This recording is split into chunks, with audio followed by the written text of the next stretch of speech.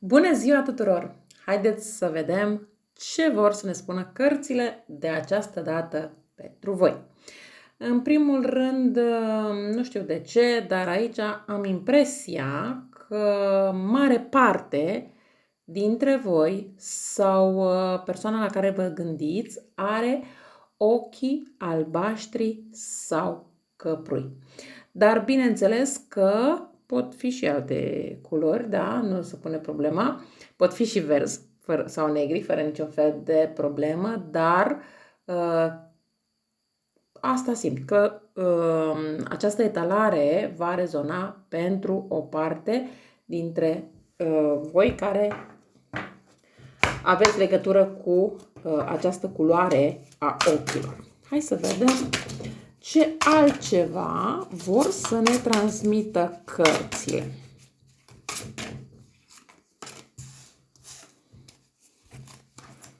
Au și căzut două cărți.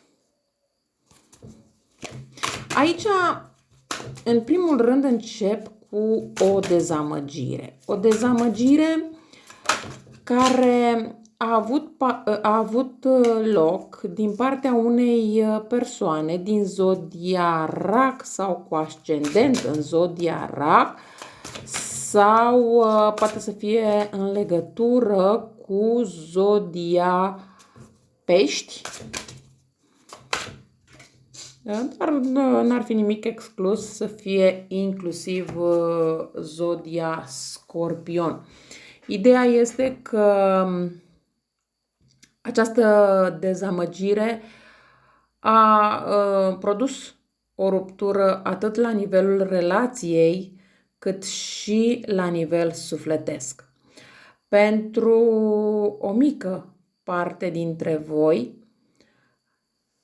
mă refer aici inclusiv la faptul că cineva a rămas posibil paralizat de la brâu în jos. Nu neapărat din cauza acestei dezamăgiri, dar poate că din cauza acestei persoane care poate a provocat un accident sau poate a provocat, nu știu, un alt fel de traumatism încât să vă lase să vă mișcați destul de greu sau chiar deloc de la brâu în jos. Această persoană, pot să spun că încă de la început a urmărit să vă facă rău. Este genul de persoană care nu poate să accepte că alte persoane îi poate fi la fel de bine ca lui sau ei, da? Sau că există persoane cărora le este mai bine decât el sau ea. Stă poate mai bine din punct de vedere financiar, poate că este o persoană intelectuală, da? Are o educație mai aleasă și așa mai departe. Însă, această persoană nu poate accepta o astfel de situație. E ca și cum această persoană nu poate să fie cu o persoană mai sus decât este el sau ea. Însă această persoană nu face nimic bun pentru a crește, ci preferă să tragă în jos persoana care este mai sus. Dar în același timp și caută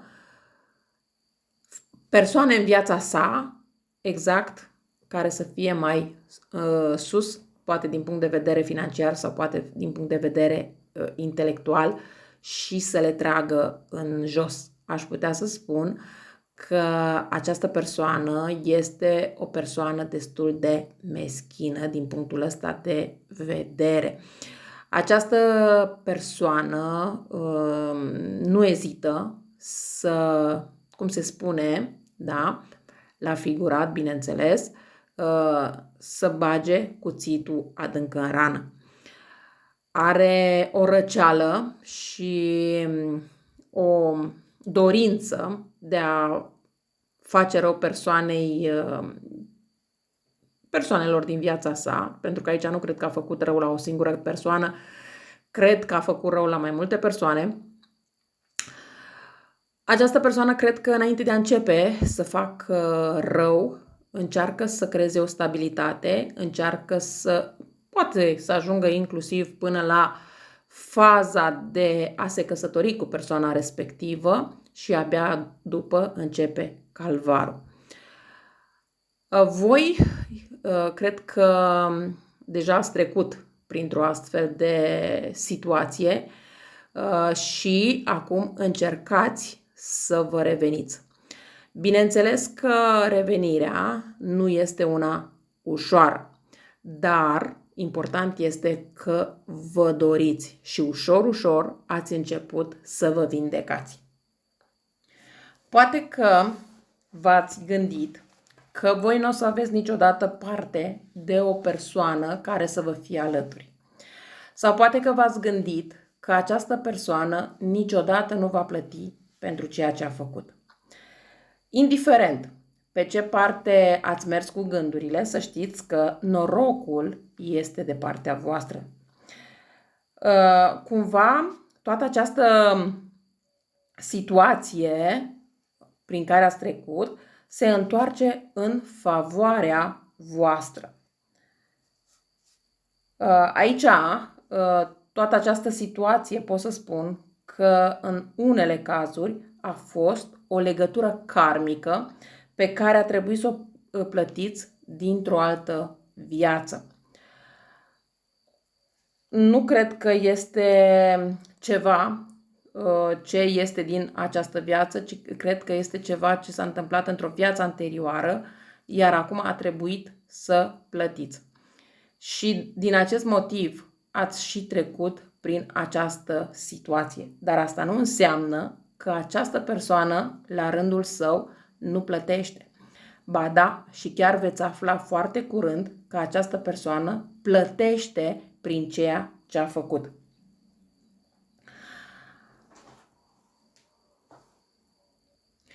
Voi, în perioada imediat următoare, este bine să fiți atente la intuiție, la ce vă spune subconștientul și să vă centrați mai mult pe voi. Într-adevăr, voi sunteți persoane mai tăcute, orientate spre științe, spre necunoscut. Sunteți o persoană pasivă, dar care judecă destul de mult. Și așa cum am spus, sunteți o persoană intuitivă. Este bine să țineți momentan sfaturile pentru voi, să fiți un pic mai egoiști și să rămâneți mereu în gardă, dar pregătiți de acțiune, indiferent ce vă oferă viața.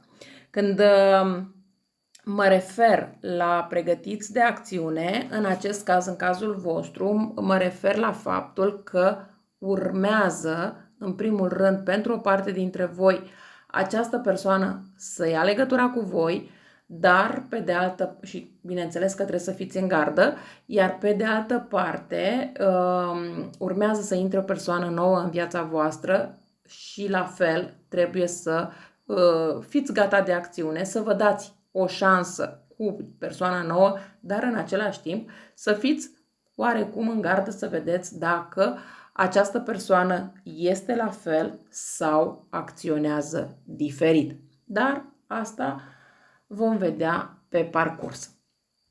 Această persoană care urmează să intre în viața voastră este o persoană care se organizează foarte bine, se ocupă de mai multe lucruri în paralel, persoană care ține la independența sa. Dar asta nu înseamnă că nu poate forma o relație, un cuplu și așa mai departe. Doar că aceste lucruri pe voi cumva o să vă deranjeze. De ce? Pentru că aveți impresia că nu vă oferă suficient timp. Aveți impresia că nu depune efort pentru această relație pe care urmează să o începeți și să o continuați, bineînțeles. Pentru că voi, bineînțeles, aveți nevoie de atenție, aveți nevoie de foarte multă atenție, e adevărat, dar trebuie să știți să oferiți spațiu, să oferiți un pic de libertate persoanei pentru că altfel veți ajunge la tot felul de conflicte, dar conflicte și răbufniri pe care le aveți de la această persoană din trecut și le aduceți în prezent la persoana nouă. Și asta nu este un lucru pozitiv pentru relația voastră. Dar haideți să vedem, că am spus că vedem mai târziu în legătură cu acțiunile persoanei, cu această persoană nouă, da?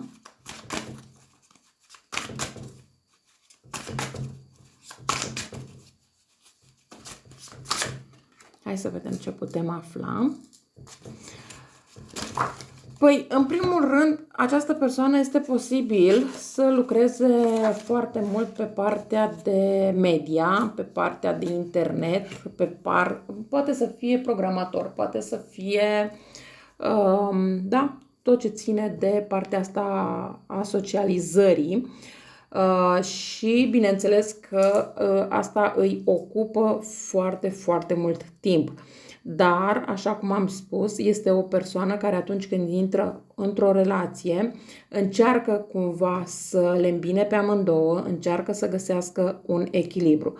E adevărat, nu se găsește acel echilibru foarte ușor, dar cu puțină înțelegere și din partea voastră, lucrurile se pot stabiliza. Pe lângă asta, văd că această persoană o să vă ofere iubire. Este o persoană care oferă iubire, este o persoană care este atentă la nevoile voastre și văd că comunicați destul de mult cu această persoană prin intermediul mesajelor. Se poate întâmpla ca această persoană să fie la distanță de voi sau să trebuiască să stea la distanță de voi o anumită perioadă de timp. La voi lucrurile în această relație nouă se întâmplă destul de rapid, în sensul că vă cunoașteți, după câteva luni de zile deja vă mutați împreună, faceți planuri și așa mai departe, dar lucrurile evoluează foarte, foarte repede.